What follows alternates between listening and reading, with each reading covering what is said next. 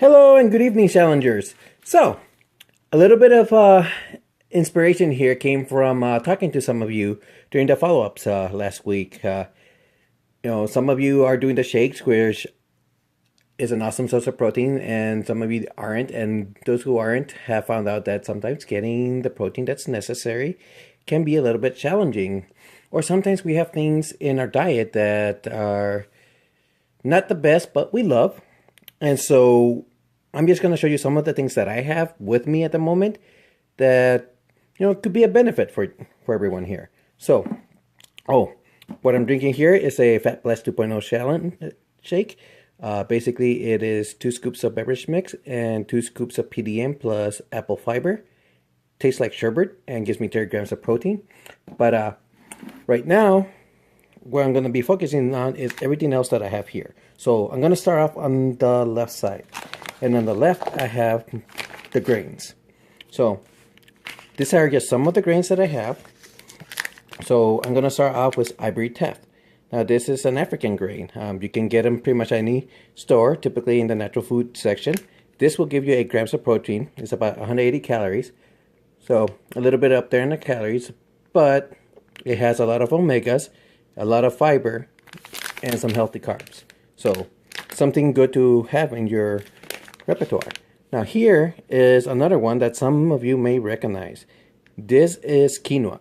Now quinoa is a grain and is one of the few grains that's considered to be a complete protein, meaning it has some of the amino acids that we need that we normally get from meat. So people who are vegan or vegetarian will typically be using a lot of quinoa just because otherwise they're not going to get all the nutrition that they need. So another one here is millet.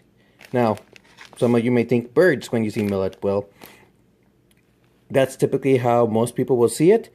Otherwise, you'll see it in multigrain breads or flat outs or whatnot. It's kind of tasty. It's really tough, so sometimes you have to grind it down or boil it. But it's a nice, healthy grain to add into your repertoire. And here I have barley flakes. Now, I love barley personally. I use barley in stews. It gives it a nice texture. You could use it as oatmeal. It is also another grain to add in. And the reason you want to be having several different grains is because, one, typically these grains are not completely milled, meaning that they'll have their fiber, they'll have their shell, they'll have a lot more minerals. A lot of the flour or pastas that we get will have milled grains, and therefore they lack nutrition. I was talking to some of you about amaranth. This is another type of grain. Kind of looks similar to millet. And you use it the same way. You can put it in soups. That's how I plan to use that one.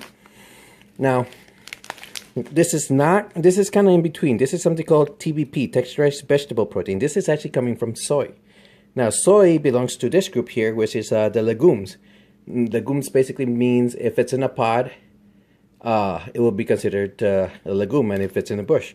Now this particular thing is pretty awesome. This one will give you about 20 grams of protein, and it does a little bit better in the calorie ratio. It'll be under 200 calories. Let me see if I can show that here without opening it. Nope, I can't. That you can get at the store. Now here I have some samples of legumes. So here are lentils. Orange lentils. These cook really fast, sometimes as little as 15 minutes. Careful with these because they can turn and dissolve. Basically, they're a type of pea. Then here I have garbanzo. People will eat this in hummus mostly, but this will also give you 8 grams of protein. By the way, all the legumes that I'm showing, 8 grams of protein. This one, you use them in soups. You can grind them up, boil them, and make hummus. Here, I thought I'd show you this. This is actually corn. Corn is a starch. Most people think it's a vegetable, but you don't get a lot of nutrition from corn normally. Now, the reason I have this is, if you can see, normally when you get corn at the store, they don't look like this. The reason why is because this wasn't milled. So this part that I'm touching here, that's the germ. Typically, that's removed in a lot of corn, as well as some of the other portions on it. The result is you pretty much just get starch and a lot of the nutrition goes out. Now, if you want to eat corn, I recommend having something like this. The reason they normally remove it is because it takes longer to cook, and then the texture is a little bit hard unless it's soaking for a while. So this is really good for like a crock pot and really tasty. That's a type of red corn that I got at one of the little stores here.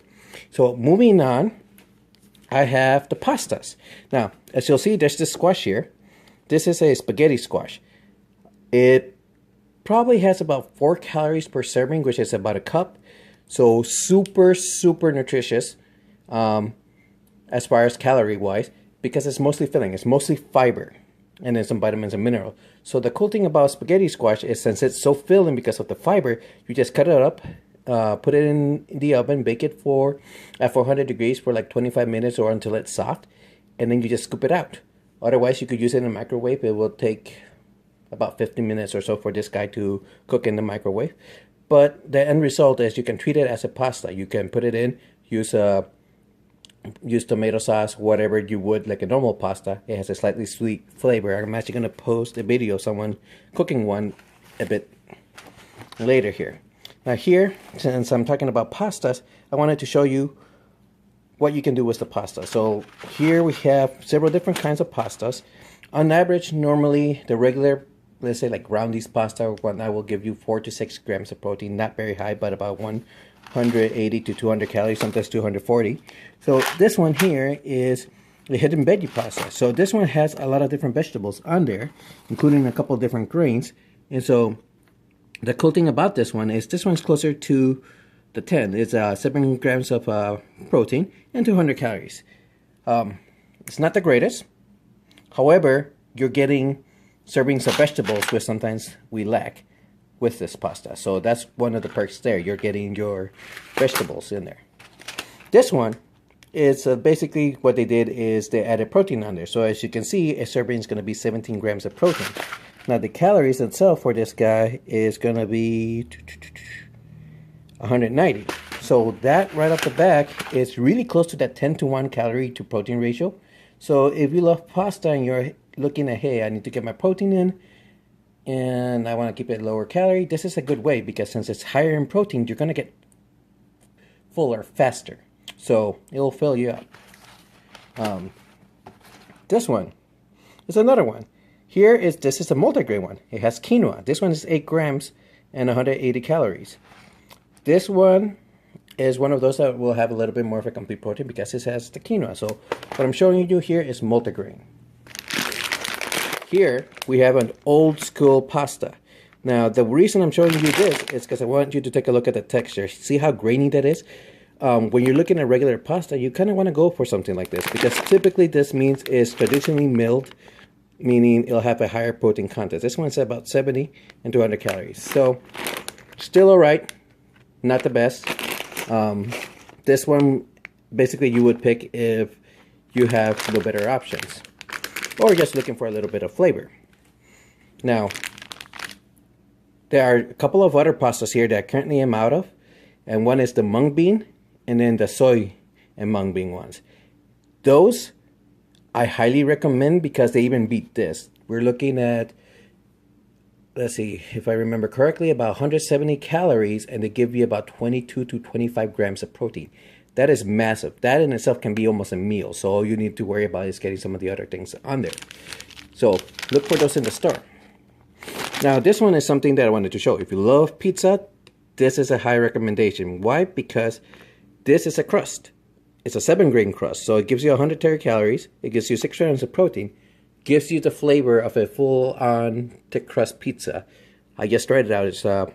And the cool thing is this is actually made with fresh sprouted grains, meaning they never were dried out, they never got turned into flour or milled. So you get the freshest deal you can possibly get from a store with one of these. So I kind of just wanted to show, some of the options there.